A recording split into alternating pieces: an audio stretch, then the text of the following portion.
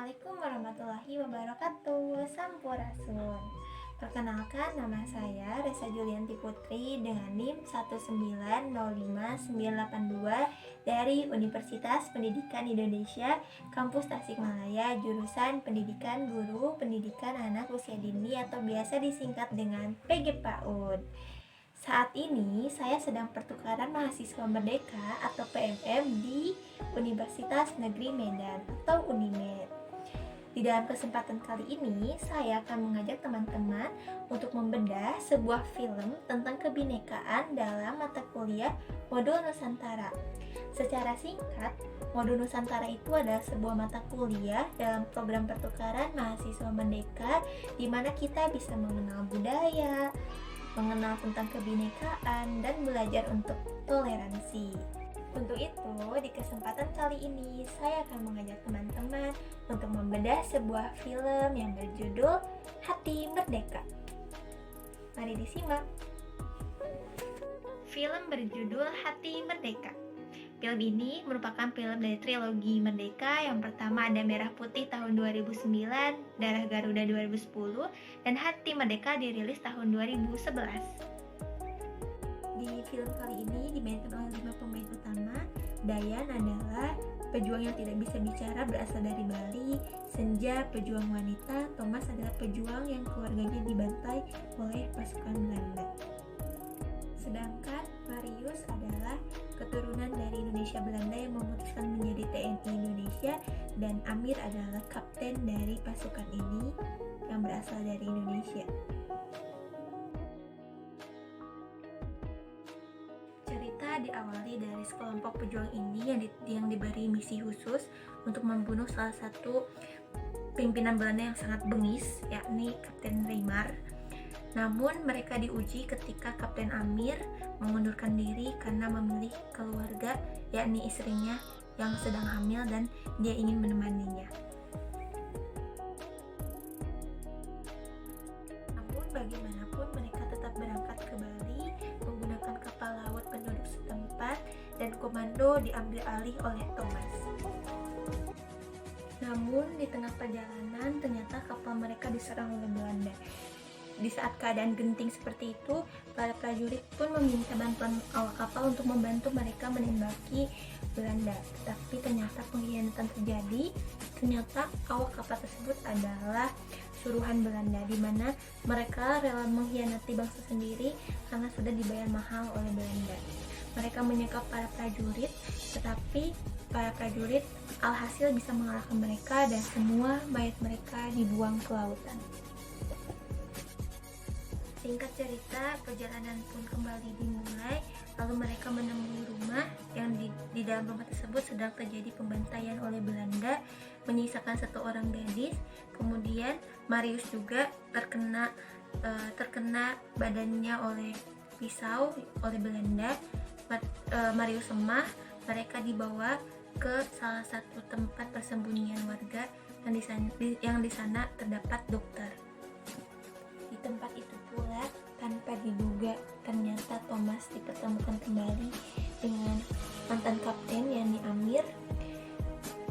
Amir berangkat ke Bali secara diam-diam dan memutuskan untuk bergabung kembali karena dia merasa bahwa dia masih punya tanggung jawab untuk memerdekakan Indonesia. Jadi dia berangkat ke Bali, bertemu dengan Thomas, tapi Thomas tetap berdalih bahwa kaptennya adalah dia, dan pimpinan tersebut memutuskan untuk Kapten Amir kembali diterima, tetapi komando tetap di tangan Thomas sampai misi ini selesai.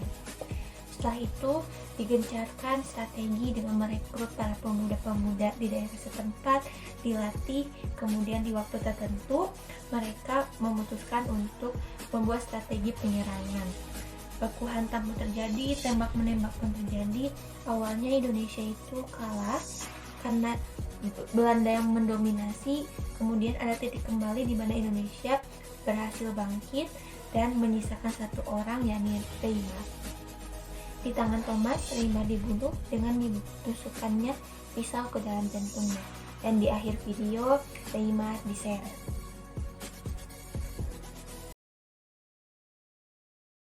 Baiklah, selanjutnya saya akan membedah seperti apa unsur intrinsik dan ekstrinsik yang terbangun dalam film ini.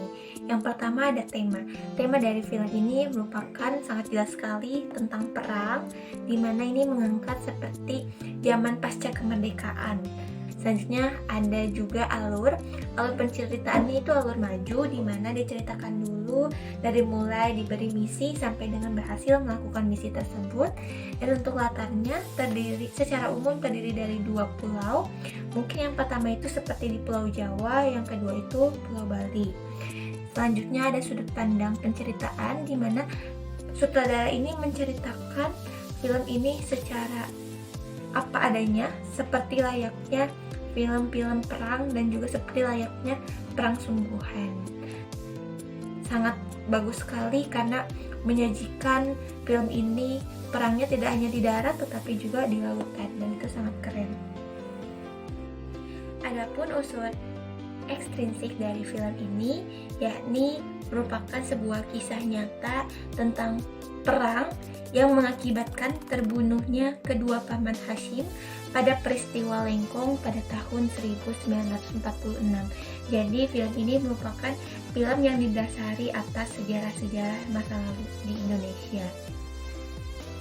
Yang selanjutnya tokoh-tokohnya tadi sudah disebutkan bahwa ada sekelompok prajurit dengan berbagai latar budaya, agama, suku, dan kebiasaan. Secara umum, watak-watak tokoh dari film ini bisa diklasifikasikan menjadi 2. Yang pertama itu tokoh baik dan yang kedua tokoh jahat. Untuk tokoh yang jahat tentunya kita sudah tahu bahwa tokoh jahat itu pada umumnya adalah Belanda dan juga para pengkhianat bangsa seperti tadi awak kapal. Selanjutnya ada juga yang bangsa Indonesia yang bekerja di Belanda sebagai pasukan khusus Belanda, itu diklasifikasikan ke dalam tokoh yang jahat. Untuk tokoh yang baik tentunya para pejuang Indonesia dan juga masyarakat sekitar. Kenapa?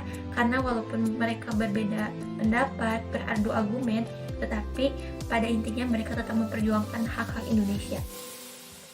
Baiklah teman-teman, setelah kita tadi membicarakan tentang alur, tentang watak, tokoh, tentang unsur intrinsik dan ekstrinsik, akhirnya kita sampai kepada amanat.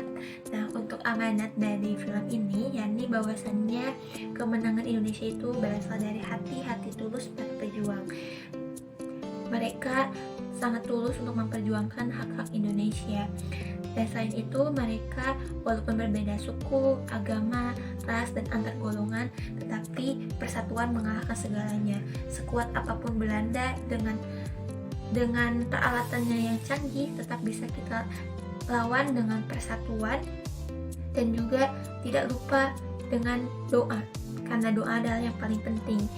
Untuk langkah nyata dari realisasi amanat tersebut, maka kita sebagai mahasiswa sudah seharusnya membantu masyarakat dengan tulus, tanpa adanya imbalan, tanpa mengharapkan sebuah pujian. Kita harus tulus membantu masyarakat dan harus melaksanakan sesuatu secara profesional, tidak terikat apapun seperti perasaan. Layaknya Thomas, walaupun Thomas menaruh hati kepada Senja dan juga Senja didekati oleh Marius, tapi mereka bertiga tetap melaksanakan misi tersebut secara profesional. Oke, baik, terima kasih. Itu saja yang dapat saya sampaikan. Semoga kita bisa mengambil amanat-amanat tersebut untuk menjadikan Indonesia yang lebih baik. Terima kasih. Assalamualaikum warahmatullahi wabarakatuh. Hatur nuhun.